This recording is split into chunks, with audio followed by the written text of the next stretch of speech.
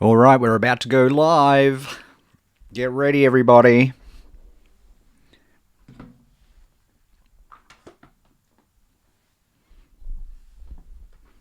Testing 1 2 2 2 2 test.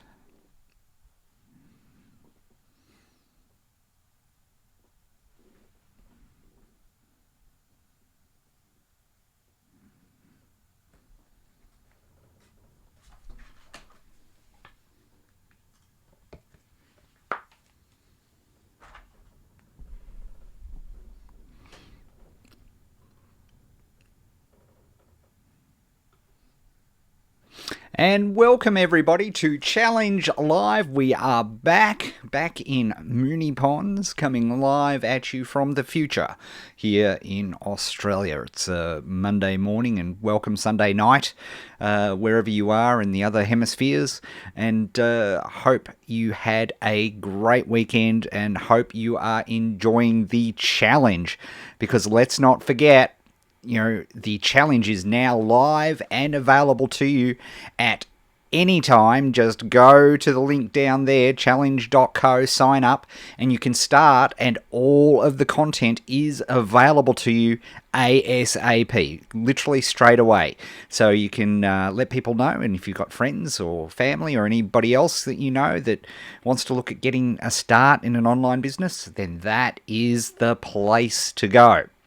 We've got a big show for you. Lots of great questions that have been submitted during the week. And of course, if you are live here now and not watching this on a replay, you can, of course, drop in your questions live here on the where is it? That side, I think, of the screen. So hope you take advantage of that, and thank you for watching live. Let me just do a double check here just to make sure we're all good to go and kosher. Yes, we are. Oh, big bunch of you here today. That's awesome. All right, this is great. We're good. We're all good. Excellent. Okay, so I've got a couple of segments for you this week. And before we get into answering questions, I wanted to talk about something that's very near and dear to my heart, one of my favourite mediums.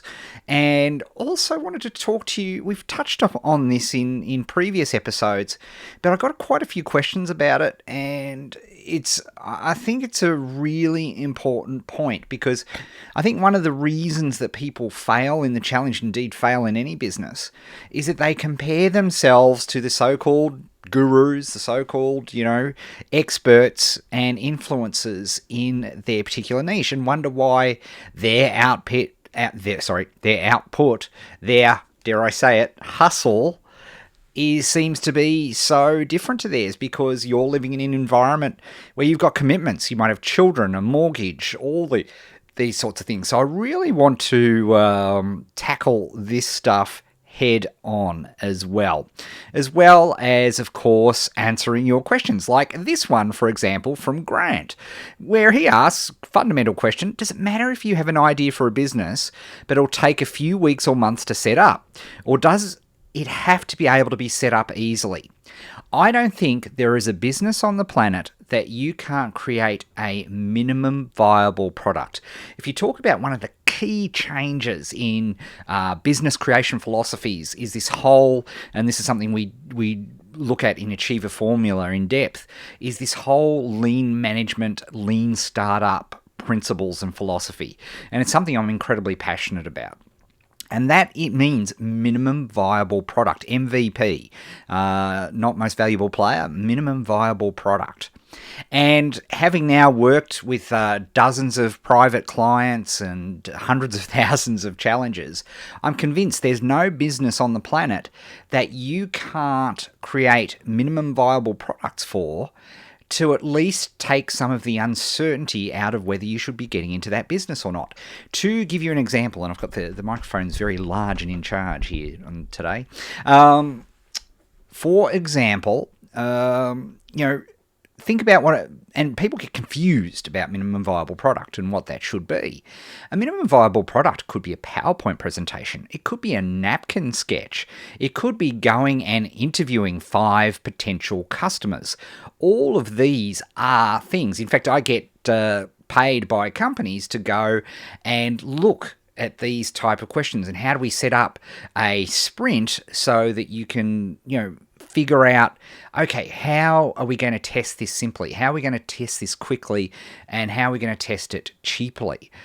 These are fundamental questions. And in this day and age, seriously, there is no reason why you can't remove a lot of uncertainty about your idea, take a lot of the risk out of it by doing minimum viable products. So, that's the challenge. The challenge to you is, look, how can you, what are the things, here's the practical element.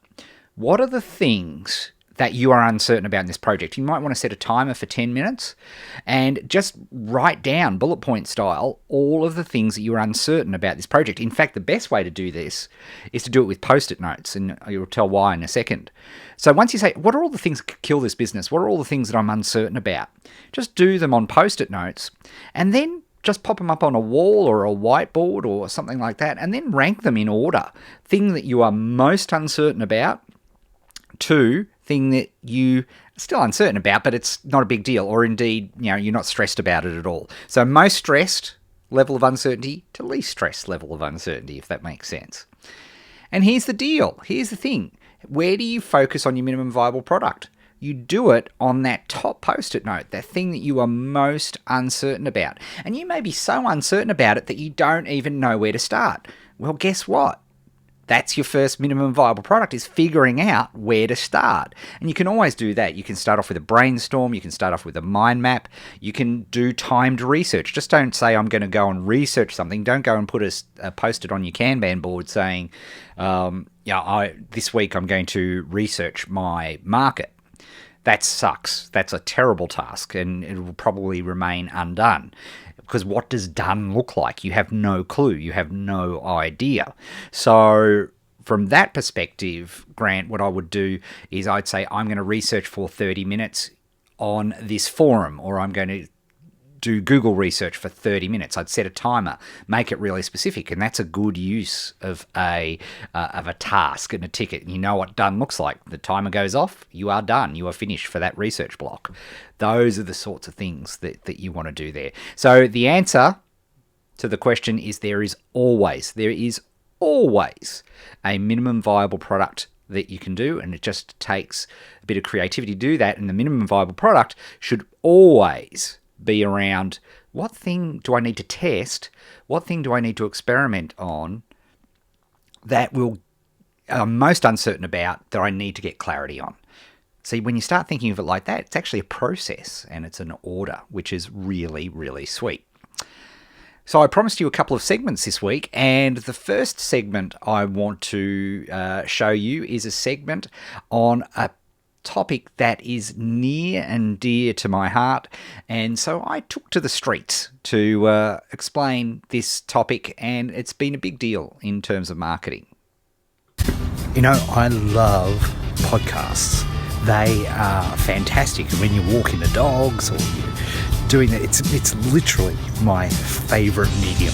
What I love more than anything, and there's been a lot of discussion about podcasts in the media this week, and I thought I'd talk to you about it.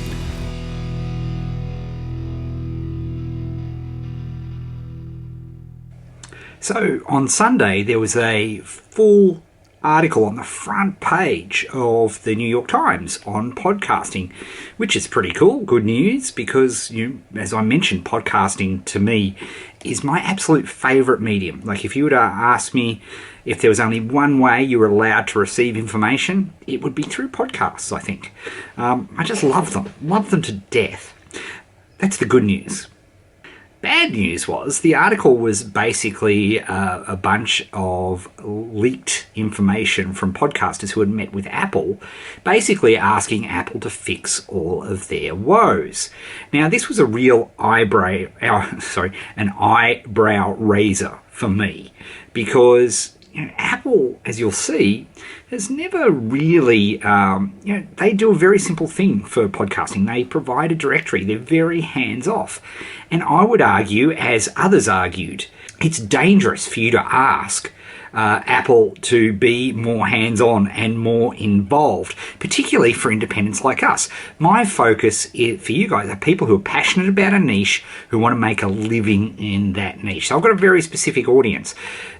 The people who spoke to Apple are NPR, ex-NPR podcasts I love and adore, I might add, but they are extremely last century in their organisation. Huge overheads, very expensive way of approaching and building their whole podcast. So they're after a whole bunch of things because they come from the world of advertising.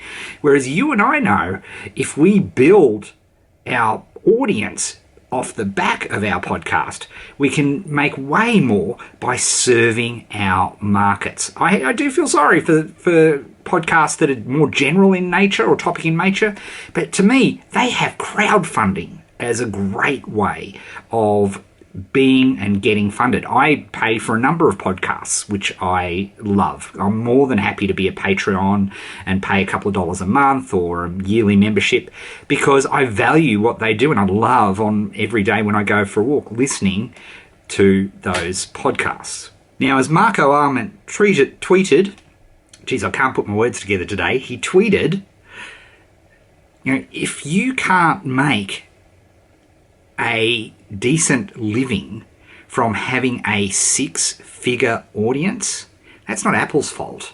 That's on you. Now, it's interesting. The New York Times article actually started off with a couple of quotes from Steve Jobs' introduction to podcasting way back in 2005. And it, makes the mention of the funny clip of Wayne's World. It's sort of a bit like Wayne's World meets radio. Now, they didn't actually say what he said next. So let's have a look at this video and I'll comment on it just after we watch it. Now, we recently announced something new for iTunes and iPod, and it's called podcasting.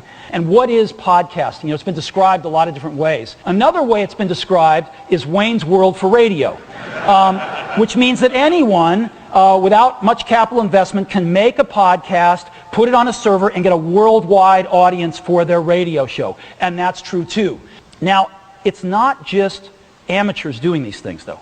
These 8,000 are not all amateurs, but the pros have realized that this is huge. And here's just a list of some of the companies doing podcasts now. I don't think Steve was being too complimentary about amateurs as compared to professionals. Yet, I've got to say, all the podcasts I know and love, they're at Radiolab and, This American Life and, incredible storytelling and, deserve all the praise they get. But when I think about the podcasts I love, for goodness sake, the Pen Addict podcast, which I adore, I flew to Atlanta to listen to, I actually created an event to be able to, so I could actually go to the Atlanta Pen Show, because I'm a psycho that way, so I could watch the recording of their 200th episode and indeed celebrate the fact that both Mike with his podcasting network and Brad in particular is able to now make a full-time living. Now, this is an interesting counterpoint. You've heard me often talk about 1,000 true fans, and that's what I want a niche-style business to have. A true fan, my definition, is somebody who is prepared to spend one day's wages, which is actually the original Kevin Kelly definition. I shouldn't say it's my definition, but I love it, and I think it. So I think, is there 1,000 people on the planet that would be prepared to pay me $100 a year? So, spend $100 with me over the course of the year. You find 1,000 people that do that, that's a $100,000 a year business. You can make a living. You can't run a New York-based, expensive, massive overhead podcasting company on that. But for people that I work with and the people that I deal with, people who have obligations and jobs and all these sorts of things, to be able to earn $100,000 and to be able to get out of the situation they're in, or at least have the choice, that's exciting. And to live in a lifestyle that gives them flexibility, that's the beauty of podcasting. Oh, he's a good buddy. Let's make this intensely practical. If you're in a niche, why should you be doing a podcast? What should be the objective of your podcast and why should you be doing? So let's have a look at that. Do you like my cool beats? Job one is build a list. Build a list. Build a list. Just in case you missed that, build a list. You have to collect email. And if there's one thing that the NPRs and the pro podcasts of the world completely miss, and a lot of my favourite podcasts, they don't get a reliable way of being able to communicate with their audience. Yes, obviously to sell them stuff, but to just let them know what's happening and what's going on. If their audiences would love to buy t-shirts, their audiences would love to crowdfund if they were reminded via email, because at the end of the day, as much as I think push notifications and messages is the mode of communication of the future for marketing, right now, email is everything. And if you don't have a way to collect email and a funnel built for your podcast, you're insane. Okay? You're just insane. Now, having said that, even if you don't have anything, any way of collecting emails, and I'll come back to that in a second, why do you have a podcast? The people who listen to your podcast are the most likely people to be one of your 1,000 true fans, without a shadow of a doubt. They are the most engaged because psychologically, think about it, it is the most intimate relationship. You are speaking to them through their ears. Now, people think like video is the most intimate thing. No, it's not. We've been trained through years of watching television that we know there's a disconnect, right? We know there's a disconnect between the person we're watching on the screen compared to the person that is sitting watching. There's that obvious disconnect. But when we're hearing something through the ear, particularly for those of us who are not a millennial, who actually know how to use a phone, that was the way we learnt to communicate and have our most intimate conversations with people. And that's what podcasting delivers, and that's what's so exciting about it. So if you focus on your market's pains, gains, and the jobs to be done, the things they need to learn, like Pen Addict does for fountain collecting, like the Angry Chicken podcast does for Hearthstone, like the Arsecast does for people who follow Arsenal, poor people at the moment, they are fantastic. They also fulfill another role, which is, I love Hearthstone, I love fountain pens, and I love Arsenal Football Club. But I'm busy. I have to earn a living, and need to earn a living, and need to speak to you guys and help my tribe out. So being able to listen to those podcasts each week and stay up to date and be able to have a conversation with anybody about the latest hot topics because I've listened to these podcasts and stay informed, that is an incredible service. And I'm always so thrilled to either become a patron or do that, because for a couple of bucks, it's fantastic, right? That, to me, is the reason you have a podcast, and that's its huge advantage. But being marketers, we can take these advantages. Things that are really important are things like show notes, because there is one huge weakness in podcasting, is typically when we're doing podcasts, we're doing it while doing something else. We're walking the dog, we're at the gym, we're driving in the car, we're doing other work, although I can't listen to a podcast and actually work, but some people do. We're doing something else. So often when we hear something that's really cool and we want to actually interact, we can't right now. So you've got to keep that in mind. Again, another reason why it's so important to get people's emails, so you can let them know what's going on, so you can send them out show notes, so you can engage them with the content. Because just like every other media, we've got stacks of things that we want to do. I've got a podcast queue, and I don't listen to all those podcasts in that podcast queue, even though I want to. I've subscribed to them. I just don't have enough time. So that, to me, is something that you need to keep in mind. There you have it. And I hope that also answered a question we had from Shika about podcasts and where I see them as part of your overall marketing mix. If it's something that you love to do, I think absolutely it should be. And, you know, some people enjoy and are comfortable talking off the cuff. Other people like prepared podcasts.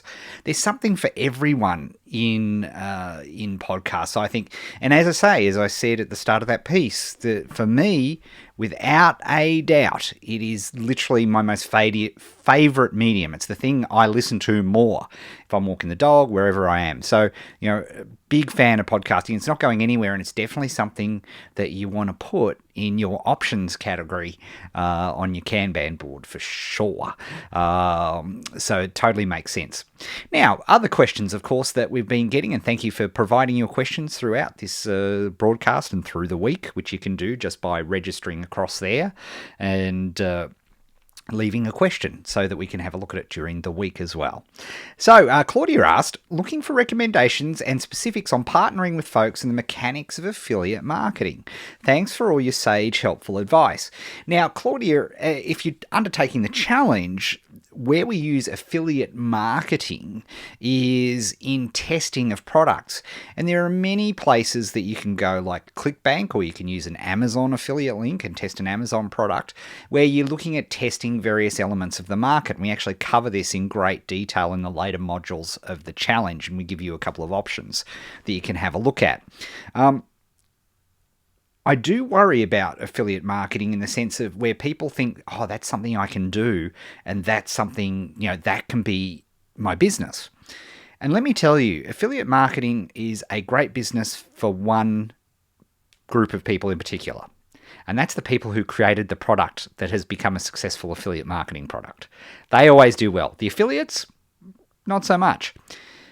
Here's the thing, the affiliate business, to me, affiliate marketing is a great business once you've built a tribe, once you've built a list, and then they're looking for you for recommendations. If I recommend a book to you guys, it usually sells out of hard copies in Amazon like that, and they have to get in new ones, which is awesome. And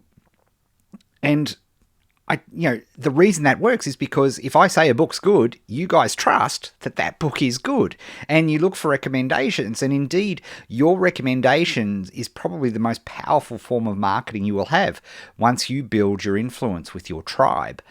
So it's something that you have to protect, and you have to make sure that you're not recommending rubbish, and you're just not recommending stuff for the money. All those important things apply.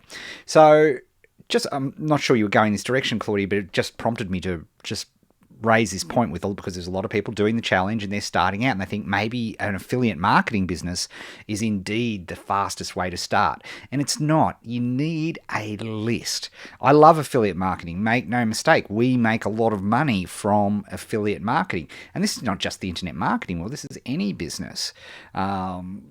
Where you can do joint ventures and affiliate marketing and co-promote and all those sorts of things. But that is what happens once you have built your list and once you're involved in the marketplace. Another tip that I'd like to give you too when it comes to affiliate marketing and doing affiliate deals is if the first time you're approaching somebody, please don't let it be the first communication you ever have with somebody is, please, can you promote my stuff? Not a good approach. Look for ways that you can serve and help people first. How can you help them? Maybe you can promote one of their products first. Maybe you can do something for them, do them a favor, or just don't make your first, and it's such a rookie mistake, don't make your first approach to somebody ever, please promote my stuff. That's just not right, and yet it happens all the time. So I hope I answered your question there, Claudia. Luke asks a great question, which is, how can I overcome information overload? Oi, oi, oi. Is that a big issue? And because, let's face it, the problem now, as we sit here today, the problem is not, we've got to filter out all the bad stuff so that we can, concentrate on the good stuff. That used to be the problem way back at the start of the internet in 2004 when there's a lot of rubbish online and not much great content. Now our problem is there is so much awesome stuff that we want to look at. How many awesome books are in my Kindle queue and in my Pocket queue and reader, articles which I specifically said, oh, that looks really cool. I want to read that, but I can't read it now. I've probably got a couple of hundred in there. That's the world that we are in. Now, if you are in the process of putting together a business, this can be doubly dangerous because, you've got blokes like me who are doing these live broadcasts and publishing these awesome videos on YouTube or doing funny things on Snapchat or, all these sorts of things. So how do you carve out that time? And that, what I just said, is the trick, is the carving out of time. And indeed, we're going to go into that in our next segment. So I want to play this video I did for you guys over the weekend because, frankly, the hustle never sleeps. The hustle never stops. And I want to play this video that I shot for you over the weekend, and then I want to talk about it, and we can then talk about it in the context of information overload and how you work and how we can solve that as a problem. So let's go back a couple of days in my timeline and let's have a look at the hustle. First up, walk the dog. Hey Larry, hey buddy. Do a hustle day, Ed Dale style. First up, walk the dog. Hey Larry, hey buddy. Hustling up this hill so I can get back home for violin practice. Larry hasn't got the memo from the hustle day. Come on Larry, we've got to hustle. Hustle Larry, hustle.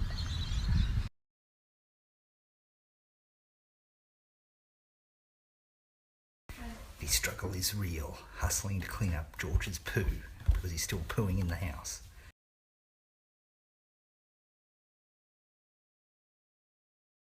The hustle is real. Violin practice. Yeah, hustle, hustle, hustle.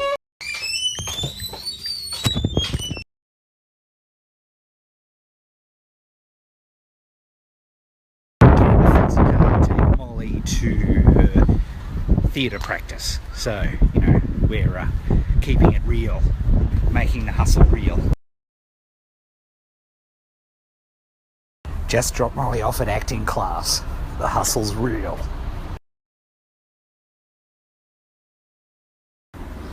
Picking up Molly from acting, still hustling.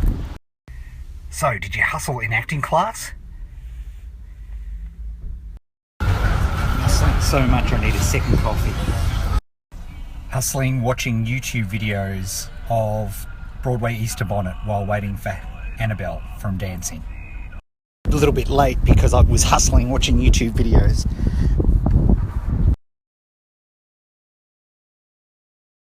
Hustling to Molly's dancing now and Annabelle's orchestra practice. Hey Annabelle, did you hustle at ballet? Hustling into orchestra practice.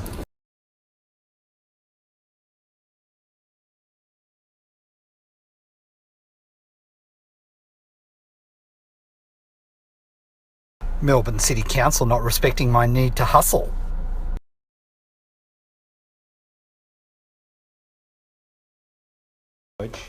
Georgie, did you not get the message about hustling? It's hustle day. We're meant to be hustling, not having belly scratches. Most people are going to bed or actually in bed right now. I've still got hours of action.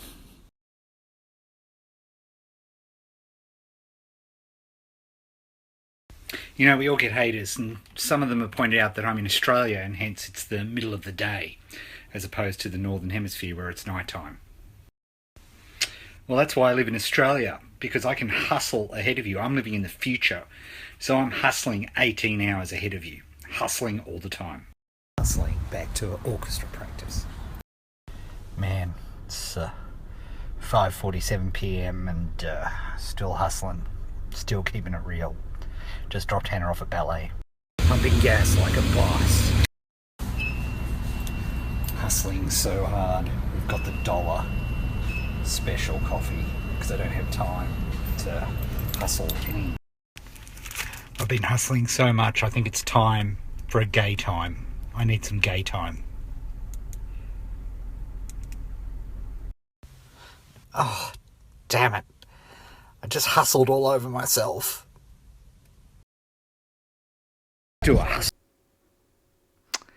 There you have it. Oh, I'm just hustled out from hustling so much that I hustle. Have you ever had a word that has driven you up the wall? And it's not that, the people that talk about hustle and all that sort of thing are bad or anything like that. Not at all. It's just I can't stand the word. And here's why. It's because the world I work in, like if you're 20-something and watching this and you don't have commitments and you don't have a mortgage and you don't have kids and you don't have any of those things, then go for your life. Hustle yourself silly. Knock yourself out. Right? Go for it.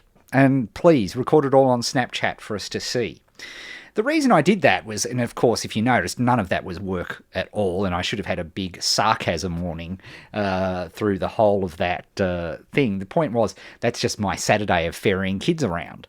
We don't see that when we see people hustling in important meetings and, doing cool stuff and being on live broadcasts. I wanted to show you what happens the majority of the time, which is reality, right? Which is the reality of what is going on. And particularly when people take the challenge. And just as Luke said here, how do I overcome that information overload? You get this impression that people handle everything and it's all magic. I can't teach for the 1%. I have to teach for the 99%. My demographics and the people watching this, I know are people who have commitments. They have obligations. They have mortgages. They have kids to put through school and college. They have all sorts of things that are going on. And as much as they want to hustle and as much as they want to live and breathe and eat their particular dream business, that is not reality. And it doesn't have to be reality. This is the crucial thing. This is why we do the challenge. This is why we do Achieve a Formula. This is why we look at things like, the Kanban board and how do we take focus so that those little blessed half-hour blocks of time that we do have available, they're the times that we keep sacrosanct, we keep them religious, and we keep doing our action-based approach. So, for example, in the challenge context, we just do what's on. We don't bulk read everything that's in the challenge. Some people do, but you shouldn't. You should be watching the video, then doing what's in the video, And that's the only way you can do it. Now, here's the good news.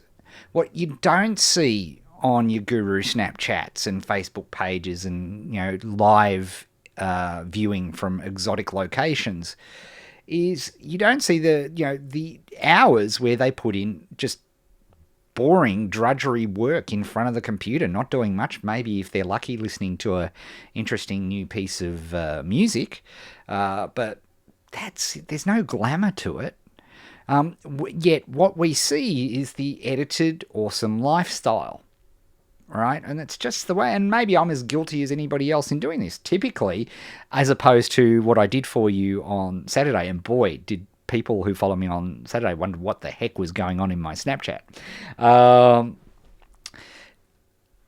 They don't show you the mundane. They don't show you the reality of what is going on, which is a sort of a shame in a way, because there's, the reality is, the good news is that the intense work, the work that we do to create, to move, like on my Kanban board, things from the options column to the done column, those key elements, if we understand what those key elements are in a week, then we get those done. And even the most, the most incredible, intense, disciplined, focused people can spend maybe 3 hours a day on hardcore writing, hardcore video creation, hardcore content creation, hardcore product creation, hardcore marketing, live broadcasts, all of this sort of stuff.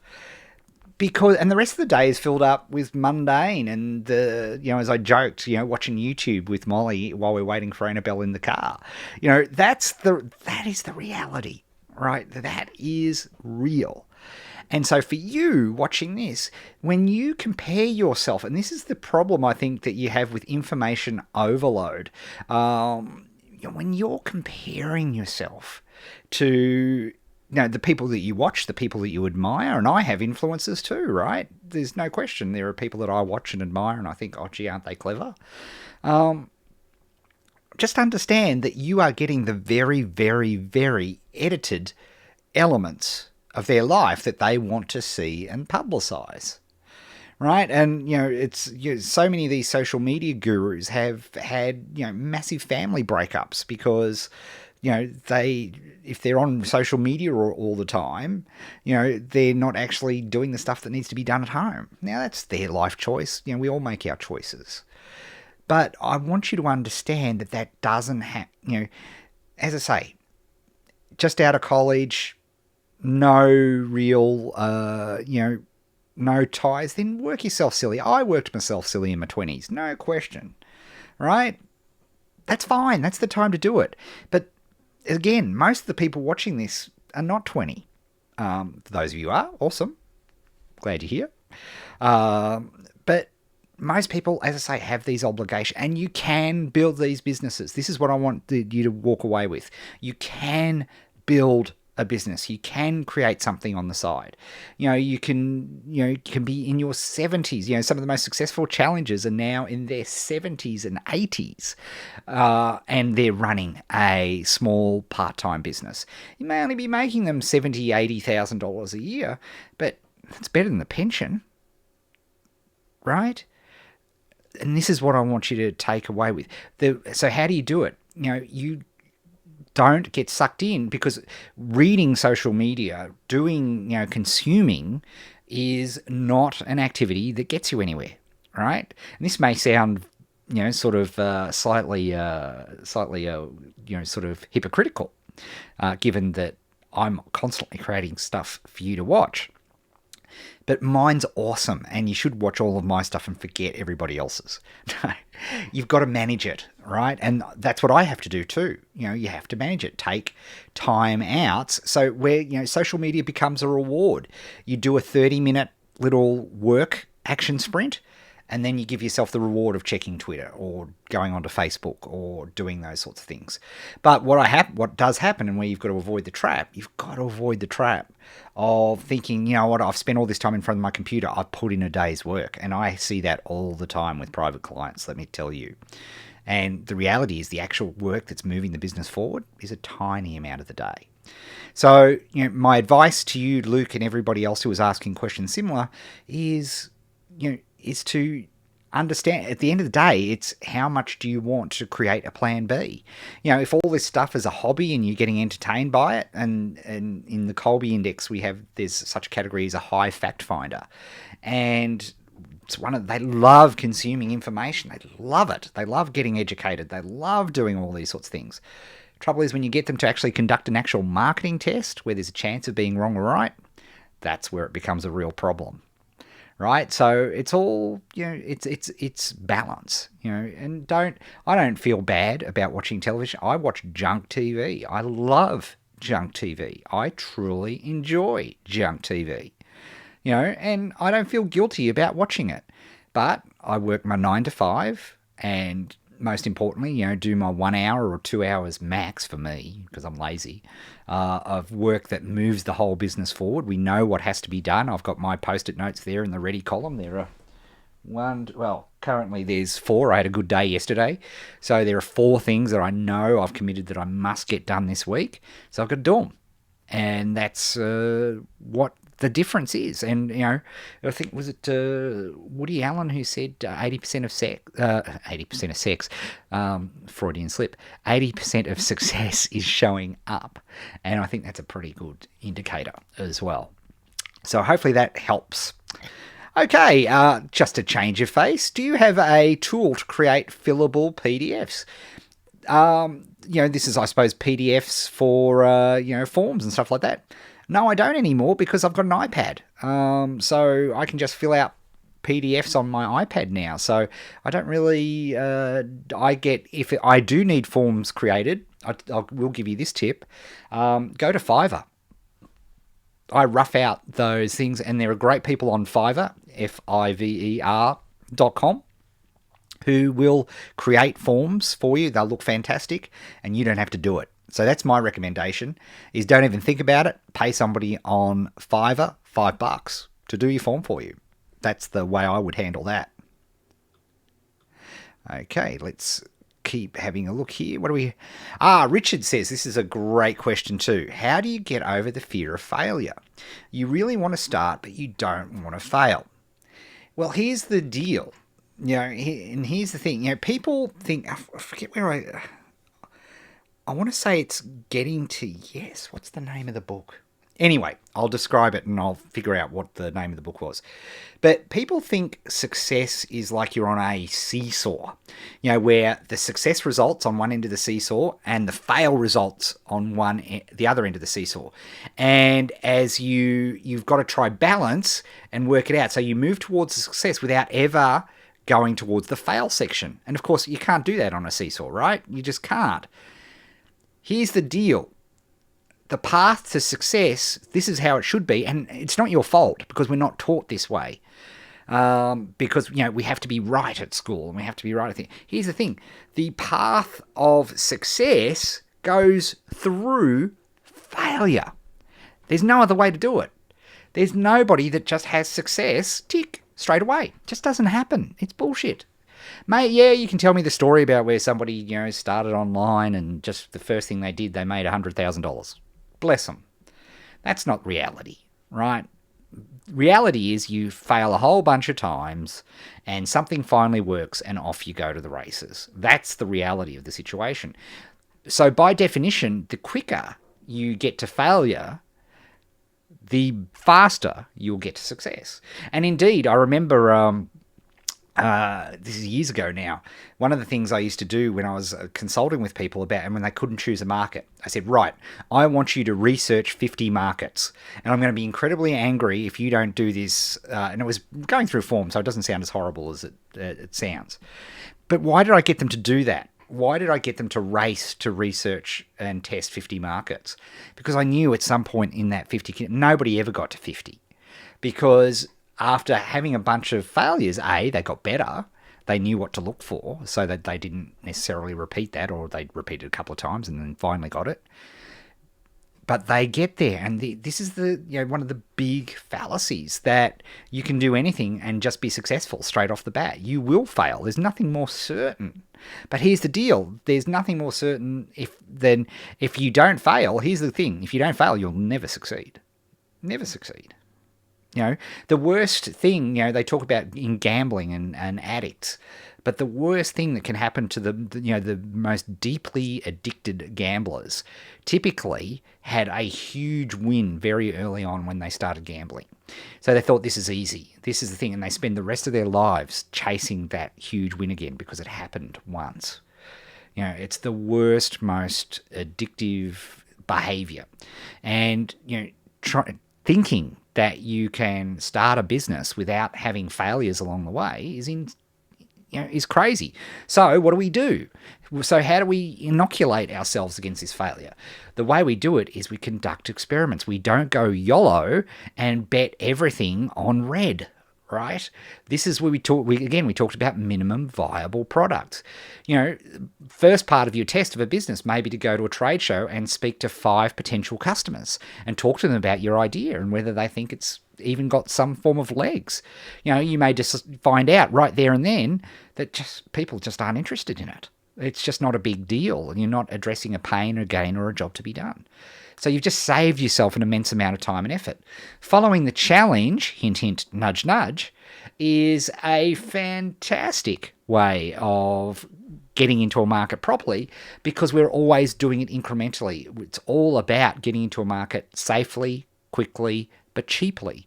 And I actually had a couple of questions. I'll pop this graphic up for a second. The challenge is completely and utterly free. Costs nothing, absolutely $0, and you can sign up for absolute free there at challenge.co. So, if you want to, as a way of trying to get into a market, it doesn't mean that you're going to be perfect. Doesn't mean that you're not going to have, failures, that you're going to be a, super success and dodge everything, because it's not reality. It is just not reality. Okay, so you have to do that. Okay, Peg asks in our next question here for today. Social media is really foreign to me and I'm trying to learn it. There are so many to choose from: Facebook, Instagram, Snapchat. I get overwhelmed. Which one should I start with first to build my list? I'm a coach. Maybe not exactly the right way to do it. And my biggest advice to you, Peg, is to follow the challenge, right? Follow the steps in the challenge, because we go through this. Because part of the research to decide what social media should you go on, I've got a more general answer, and then if all else fails, I've got a specific answer. My general advice is look at your market, look at your tribe, look at your potential tribe. Where are they at? Are they using Instagram? There are some markets which are nuts for Instagram. There are some markets which are on Facebook. There are some markets that are actually in neither and maybe are forum dominated. There are some markets that are very, are growing like gangbusters on Snapchat. There are some, live broadcasts like Periscope. There are a myriad of options. So here's the deal. And that's why following the challenge is so important, because social media is not the most important element, right? It's an incredibly important tool and a valuable tool, but that's it. It's a tool. What's far more important is you understanding the pains, gains, and jobs to be done for your market, because people don't follow you because you're on social media. You're there because you're empathizing with them, because you're suggesting solutions and empathizing with their pain. You are helping them get where they want to go by providing interesting information that helps them on their journey, gains. And you're practically showing them practical tips, jobs to be done. You're or pointing them in the direction of people who are giving the practical tips. That is also a big part of what you're doing. So social media is the tool. It's not about getting wrapped up in social media. So first thing, and this comes through your market research, is where is your market hanging out? Where are they at? Okay, that's a key question. Now, for all of that, my personal favorite piece of social media, and it just never fails for me, is if you're dabbling, you should try Twitter. You really should take up Twitter. Why? Because I think it's a great way to tiptoe into social media, because you don't have to do you don't have to make a squeak. You can just follow a bunch of influencers in your market, just like we teach you in the challenge. One of the first key elements of understanding a market is understanding, well, who are the influencers in my market? Who are the thought leaders in my market? And typically, not 100% of the time, but typically they are on Twitter. So it's often, and they're often tweeting things that are interesting in that market. So to me, following those influencers on Twitter is a great way to start. If you're not looking at any particular social media. And then over time, you can turn that passive interaction to active interaction by tweeting out interesting links that you have found and slowly build up an audience that way. But yeah, so they're the two ways that I would look at implementing and doing social media. But understand that it's a tool. It's not there to control you. It's not there to take over your life. It's a tool. Use it that way. And use it to help for you to understand your markets more. Help them, people understand everything that you're doing more. And that is so much more powerful, and that is so much more useful. So bottom line, don't stress, Peg. It's far more important. If I'm looking at what's the most important thing for you to be doing now, following the challenge, getting your funnel set up. There's no point being on social media if you don't have a funnel to collect the email addresses to build the list, right? That's job one. Joseph asks, how do you know when you have dug down far enough into a niche where you've located that specific hungry crowd? Can you get too specific? Yeah, I suppose you can get too specific, but it's pretty hard. I'd prefer you to start specific and branch out in a vast majority of cases, because that way you can it's much harder to be an influencer in a small pond, right? And that's one of the things we definitely want to be doing. And again, I won't go into influence, it's all in the challenge, but remember, there are behind the camera influencers and there are front of camera influencers. Both are equally legitimate. So for me, I don't think it's a concern. As long as there are people, just keep in mind our 1,000 true fans rule, right? Are there 1,000 people that are prepared to pay $100 a year in this particular topic? Because if you go for some huge topic, and yeah, sure, there are millions of people in there, but how do you cut into that noise? You're much better off taking a very specific slither and starting out there, creating an affinity with a single target market, as we talk about in Challenge. Start there, build a funnel for that single target market, and then build out. You're much better off having a bunch of funnels, but you need to start off with one funnel. So I'm not worried about people getting too specific. Let's put it this way. People get into trouble way more by being too broad than by being too specific. So that should help you out there. Okay, Rosemary asks, what do I use and how do I do a great live broadcast? Well, you would potentially use what we're using. We've got our own system that we created, and that's available. And again, I'm not in pitching here, so I'll just say it because this is what we use. As part of the Achiever formula, we've made available our entire system that we use, all the stuff that you're seeing around here, the questions, the tools, all of those sorts of things. We've actually got a cool thing, which will be available to all of you very shortly, where you'll be able to watch this live in the comfort of your lounge room on your Apple TV. And indeed, you'll even be able to use Siri to make comments and ask questions, which is really awesome. That is super, super duper close. So I can't wait to tell you guys about it. So in terms of broadcasting, we use Wirecast. It's expensive, but it's also what all the professionals use. But you can get your feet wet with things like Google Hangouts, Facebook Live, Periscope, where you don't need anything Blab, where you don't need anything much more than your smartphone. All of those are great tools for you to start out with. So all of those things. And indeed, Wirecast Play, which is the iPhone version of Wirecast, can be used with YouTube and it's free. Indeed, I used that in both the Atlanta Challenge live show and the New York live show. I just did it with my smartphone. And that was all I had. That was all the equipment I had. I took some photos. I did a blog post on it recently. So you can get started really simply. In fact, it's insane when you think about just how simply you can get started. If that's something that you enjoy doing. Just because I do live broadcasting doesn't mean everybody has to do live broadcasting. It suits me. My Colby profile is a super high quick start, super low follow through. Ideal for video. We find it quite natural and speaking off the cuff and not being intimidated by that. Others will want scripted or teleprompted and all those sorts of things. But that's what we use. Bassam asks, how can I change my life through marketing in my business and overcome my new brand with huge competition with 20 and 40-year companies working in the same field? I'm reminded of the saying, how do you eat an elephant? One bite at a time. Or if we want to take a different culture's view of the same thing, the journey of 1,000 miles starts with a single step. And to pinch from an answer that I gave just before, Bassam, the thing that you want to look at is, of course, taking off a very small slither of that marketplace.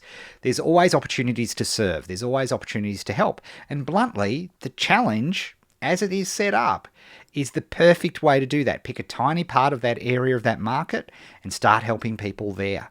That's how you do it. Step by step, step at a time.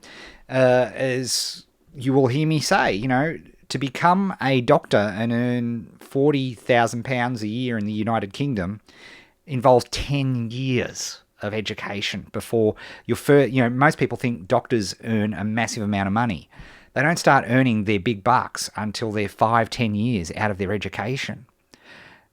So I'm asking you to spend 1 to 2 years to get to build your $100,000 a year business. It's not going to happen tomorrow. It's not going to happen in 30 days. It's not going to happen in 60 days. Dedicate a year to this and you'll see real results. That's the reality of it. I'm sorry. I could get a lot more people if I said, take this magic pill and you'll be instantly successful. But I think a lot of people come to the challenge because they've been so burnt by all of those things. This is real, but it's fun real, right? This is cool. It's not horrible what I'm asking you to do in the challenge. And what's even more important is because we understand now that there are different types of you watching this. There are different types of entrepreneurs that have a predication for different things. Some people enjoy writing. Some people enjoy video. There's never been a better time for you to just work in the things that you're already strong at. The other big problem people have is they keep trying to force against their weaknesses. They think, oh, Ed does live broadcasts, I must do live broadcasts, even though there's nothing in their genes or the way they take action which would have them, it would just be horrible pain. Just like for me, writing a blog post is a pain. I can do it, but the energy and the effort that I have to put into doing it as compared to doing this, it's chalk and cheese. So find your strength, use your strengths to do that, and just follow the challenge. Jen. This is one of my favourite questions. You're not going to like the answer to this, but bless you for asking. I'm struggling with a domain name. Can't get a .com, just .net. Your thoughts? I don't care about domain names. I really don't give a toss about domain names. I just don't care. Google was a stupid name for a search engine. Dumb. Like, people used to laugh at it. We don't laugh anymore. Why? Because it's a huge business. Apple was a stupid name for a computer company. What's Apple's got to do with computers? It's a stupid name. Yet now it's synonymous.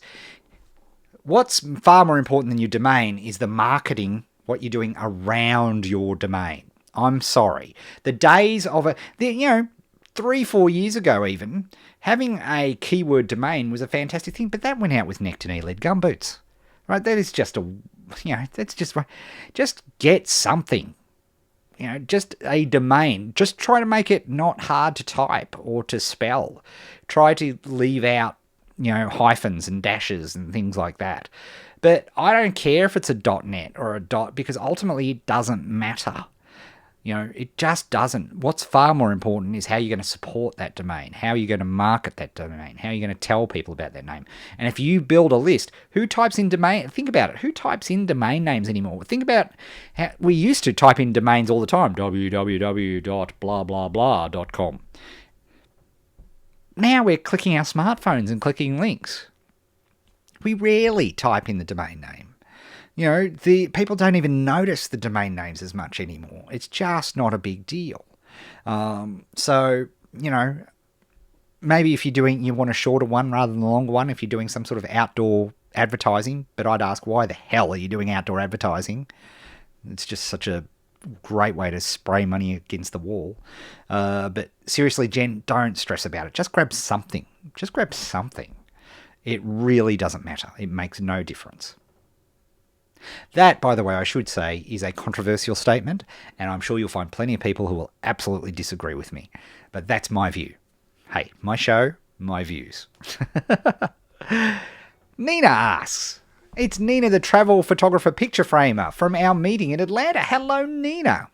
Nina came to a workshop I conducted in Atlanta last month already, for Madcast and Scriptcasters. So, hello. My Colby, as you guessed, I'm getting good at this, 7553. Now, I've mentioned Colby a couple of times. Let me just quickly explain what that is for those of you who haven't heard of me speaking about Colby. It's a test that you can take, which is about, it's not something that's a pass or a fail. It's not about your IQ. It's not about your emotional needs or what careers you should go into. It's purely, how do you act? What's the best ways for you to act? And it's represented by 4 numbers. The fact finder number, the follow through number, the quick start number, and the implementation number. And interestingly, for all the combinations you can have, and each number is 1 to 10, for all the combinations you can have, turns out entrepreneurs usually fit into 3, right? And there's a couple of ones very on the side. So of all the hundreds and hundreds of combinations, entrepreneurs tend to be 3. And, trust me, if you're watching this broadcast right now, you're an entrepreneur. right? Make no mistake. So anyway, that's what Kolbe is. Can you talk about how to actually organize the market research newsletters marketing stuff by my top 100 photographers?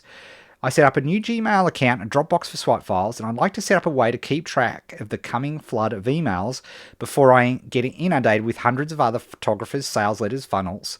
The Blue Alien app you suggested in the challenge videos is not available in the US. Okay, a lot to deconstruct here, but let me just rephrase the question slightly so that it's useful for everybody. There's a potential onslaught of stuff that's going to drop on Nina's lap through her Gmail account. How do we figure out a way to make this manageable? Well, one of the things is it's not going to be a surprise, right? So let's plan what's going to happen before we actually push the button on this. And the best way to do that, the way I do that, is by what I call user story mapping. Okay, so in other words, I pretend I am the person that I'm trying to attract. So in Nina's case, it's a photographer, right? And she's trying to do deals with particular types of photographers. So I would think to myself, okay, I'm going to have to see Nina's stuff, and this is the way Nina would think through. I have to see my stuff, and then I'm going to have to answer something. Well, what are the questions? What am I going to fill out? And then Nina needs to get those answers, and she needs to do something. So that's the first layer of this story. Pretty simple, right? People see Nina's stuff somewhere. They're interested. They take action. They do something, fill in something. And then Nina has to take those responses, do something with those responses. And then there's some form of output. In her case, it's going to be a searchable website, for example. So that's it, right? Simple. 4 parts. Well, of course, it's not that simple, right? Then you have to look at each of these user stories and say, well, how am I going to do that part of it? How am I going to break this down? And so then let's move the attention part out of it for the moment. So the first part is the form. Okay, well, what am I actually going to be asking? How do I make this easy for people to fill in the form? Where are they going to be filling in this form? Are they going to be filling it in mobile, or are they going to be filling it on desktop? What information do I actually need in this form? Where am I going to store the information that I collect in this form? What service am I going to use to collect the information in this form? Am I going to send an email as a thank you? How am I going to let them know that they've successfully completed this form? What are the things that they must fill in and indeed would cause the form not to be filled in if they didn't fill in that information? What is my must-have information? And I could go on. All of a sudden, not so simple, right? But it's manageable, because what I would do, personally, what I do is I get a whiteboard, get my good old Post-it notes, and I write down all of these things.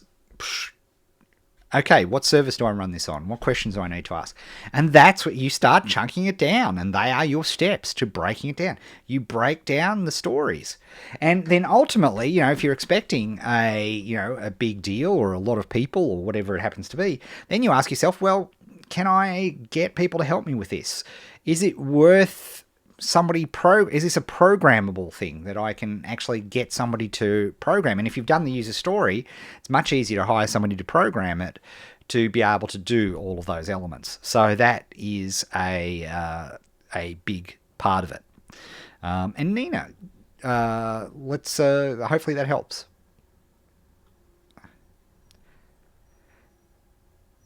Okay, Nancy's question, just a simple one. How to be successful launching a series of education video courses?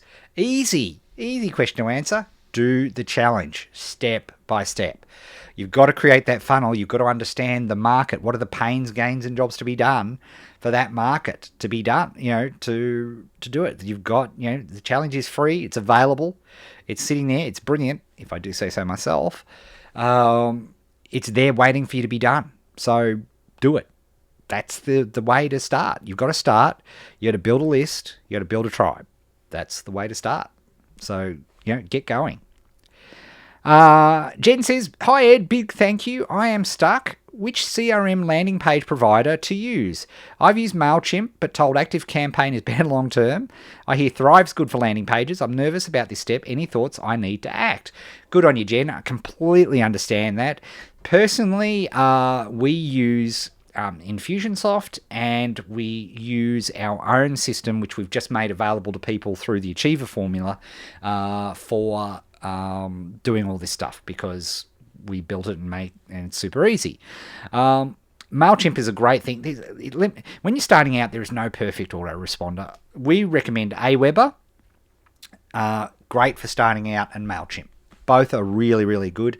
Aweber probably has a slightly better pedigree. Indeed, with the challenge, we show you step by step how to use Aweber to put it together. So, I would stick with what we recommend in the challenge initially, and it'll show you how to do all of that and do it in a way. Here's the most important thing you need to understand, Jen. There's no penalties for you starting somewhere and shifting. Okay, as long as you're careful about it, and that's a topic for way in the future. But here's the point. If you start off with an Aweber and things go well, and you decide to graduate to something like an Infusionsoft because you get big enough to justify it, boom, you're not going to have to stress, right? You can transfer. So don't worry about it too much. But as you point out correctly, get going. And hey, look, we show you how to use Aweber. We show you how to do all that stuff in the challenge. So just go and do it. You've got it there for free in the challenge. Download it, watch the appropriate stuff, and go grab it.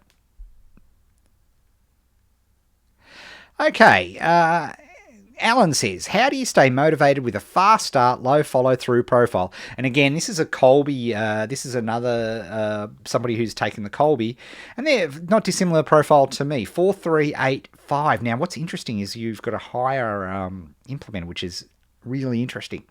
But you're a fairly decent quick start. So quick start's your major sort of process. So usually it's not starting.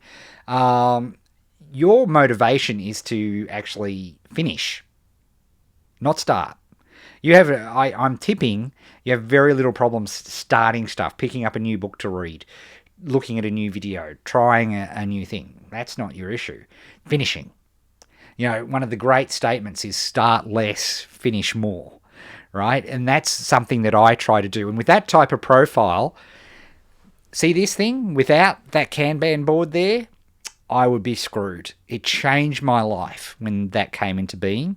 The visual nature of it, the way I can keep track of things, the ability to get that little dopamine rush of success when I pull a ticket into the done column.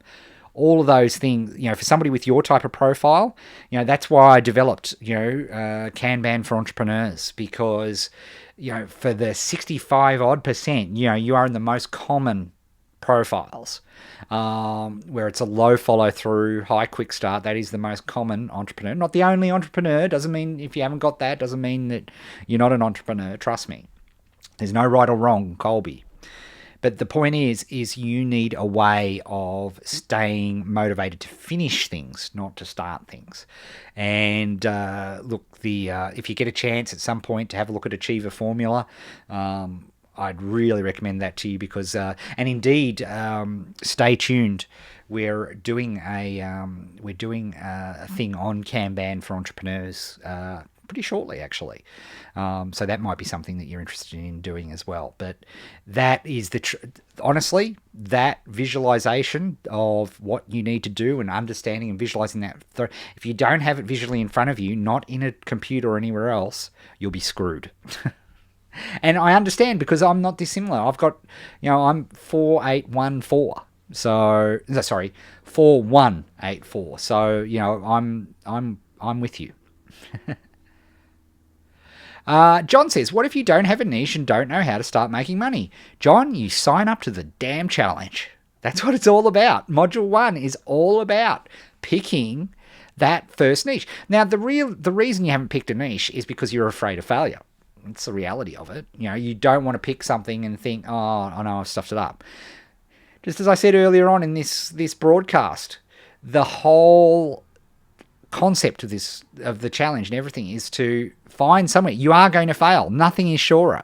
You're going to fail and fail heaps. But through that failure comes the success. So just pick set yourself a target of picking some sort of goddamn niche by the end of the week, right? The reason you're not picking a niche is because you're afraid of failing in that niche. And just don't do it. Just pick a little niche.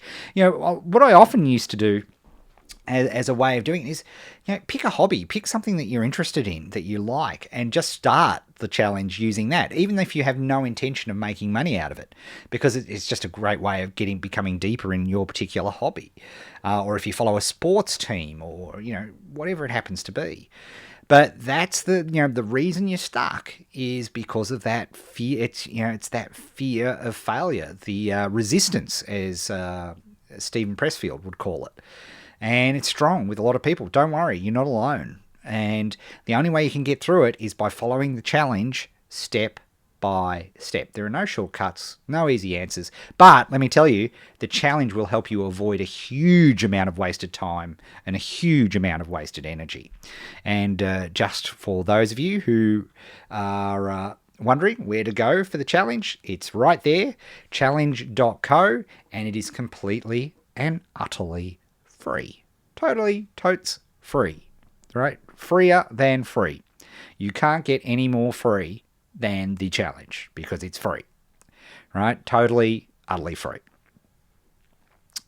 Okay. Okay, James asked a question, but I think I've answered it, which is please define minimum viable products. And we've done that at great length, so that's great. This is a War and Peace of a question here. Let's have a look. Ed, my question relates to product creation. I recently purchased a product from a vendor based somewhere on the Indian subcontinent. The product training that accompanies the product is extensive and complex, and all this is made much more complex by being recorded with a accent. It was extremely slow going, making my way through this training material. I felt that if I was having such difficulty, then I would probably not be alone, and some form of third-party training the product may fill a need in the marketplace. One of the great classic ways of starting an information product business. Filling a need. You're scratching an itch, so to speak. All right? So, I like that. That's, some of the best ideas for a market, for a product, for a business come from, scratching the itch. Actually observing or having a problem firsthand and saying, you know what, I'm going to solve this. But let's continue on. I felt if I was having such difficulty, so I engaged an Upwork contractor and now have all the training transcribed to form the outline of a video program that could be repurposed and cast in plain and clear English. Can you advise me of what permissions, if any, I would need to obtain from the original product vendor to further development of this product, as I'm relatively certain Mark Zuckerberg does not get an email every time someone mentions how to create a Facebook fan page. Your general advice would be sincerely appreciated. Len, I'm so sorry, I can't advise you on that. It's a legal question. And I'm not a lawyer. I don't play one on a TV. I can say to you that is a thing as old as time. I am concerned about the fact that you transcribe, because copying something and just putting it into a new language, that is a super grey area. You need proper advice on this. I can't give it to you here, Len. I'm sorry. I apologise. I do like to try answer everything, but in that particular case, I can't. But your thinking is straight spot on. It's the transcription thing, and if you just replicate, effectively copy, that's no good, right? I'll tell you straight. You don't need to be a lawyer to understand you can't do that. Or you approach the particular company involved and say, hey, you're interested. But, these are questions which I can't answer on here. So I'm really sorry about that. All right, I think we're almost at the end of our questions for today. I'll just do a final refresh. Yes, there are a couple of here. Let's have a look. Do you think live streaming videos will replace podcasting? No. I think they will be very popular, and indeed maybe, in fact, yes, I would almost bet that more people will watch. Actually, you're saying live videos. The answer is no. But they're both great. But the question is, what about your audience? Is your audience one that's likely to jump on a live broadcast? I must admit, I'm skeptical of the whole live broadcast element. This is live, right? But we spent, you've gotten a couple of emails, and I've been on social media through the week getting people to turn up and letting you know that I'm going to be on at this particular time. I'm not sure how often people will just want to see random live things. However, having said that, as you saw earlier on this broadcast, I was able to take a couple of live broadcasts and repurpose them and use them for content later on as well. So I'm a big fan of live videoing because it's something that's pretty easy for me to do, and it's relatively natural. But it's not simply either or. There's well and truly a room for both.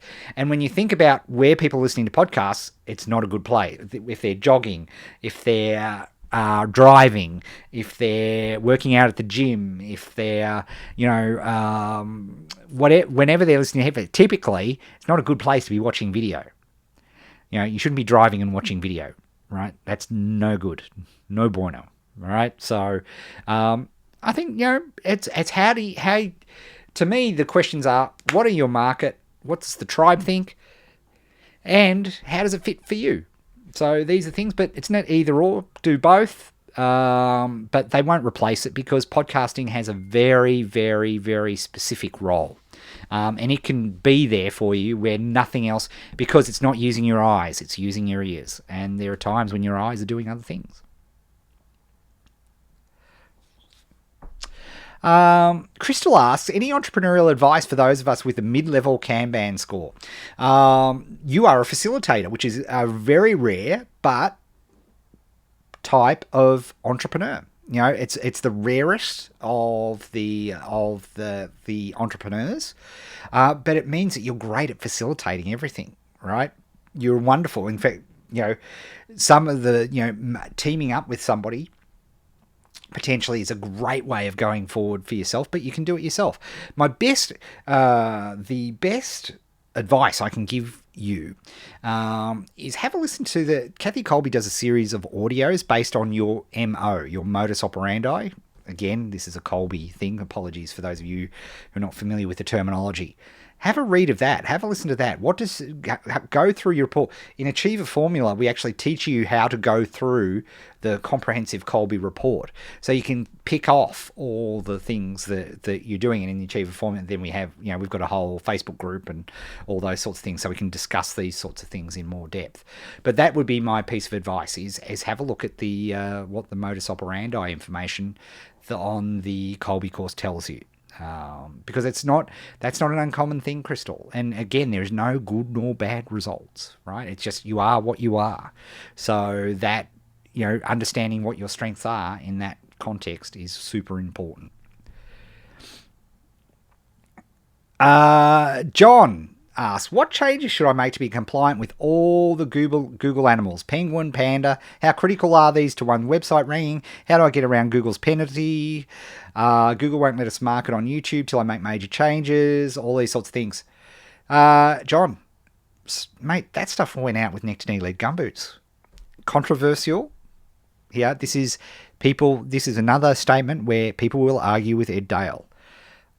I just don't do those things anymore. There's one thing in there that's important, and it's Google won't let us market on YouTube till I make major changes to my website. So make the changes to your website that Google dictates. If you want to play in Google's sandbox, play by Google's rules. It's very simple. There's no manipulation anymore. Yes, in the old days, you could do things and you could increase your rankings and all that. That's gone. That stuff is gone. Anybody who tells you can do anything and increase your traffic by doing these things, it's full of rubbish. I'm friends with some of the best SEO experts on the planet. Now, there's plenty of defensive things you should be doing for SEO. You should be, my definition of SEO is making sure your page is super compliant so that you can send traffic from YouTube to that page. These are all solved problems You need to research and for a start, have a look at people who are advertising in your particular niche with your particular keywords, and have a look at their pages. How are their pages set up? How are they structured? What do they look like? What privacy statements? Does it look like part of a site, or does it look like you're trying to collect email addresses? All of these things come into play, and that's where I would start out. Okay, our last question comes from Integrity E-commerce. It's a funny name. I've gone through the 30-day challenge and see the value of Magcast but can't afford it yet. If someone's just starting out with a chosen niche but nearly no cash on hand, where do you suggest focusing efforts to get cash flowing? The challenge. That's what it's all about.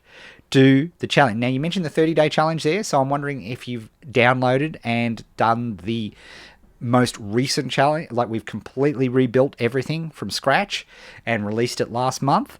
So it's there, it's available for you. Allow me to remind you, oops, not that way, this way. You need to go and that's what I would advise anybody that's got very little cash on hand. That's because you don't need money. It's about, you've got two resources in life. You've got financial resources and time. So you are going to have to use your time. That's the nature of it, right? You're going to have to use your time, follow the challenge, implement it to the letter, and start building your tribe.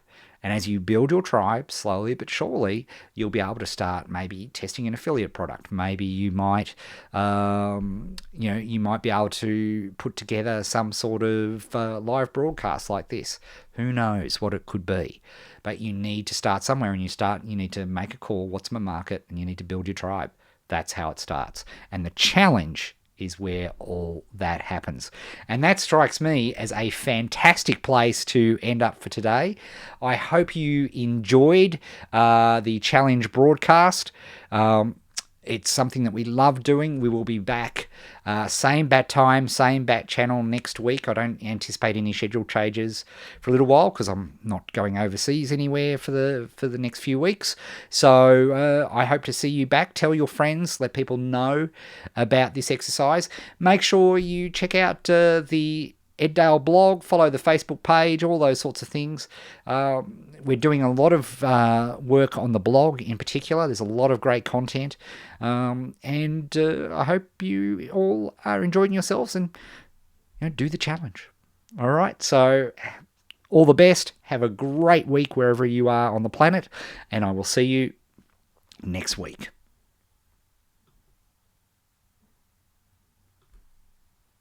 And I can never do this cleanly, but see you later.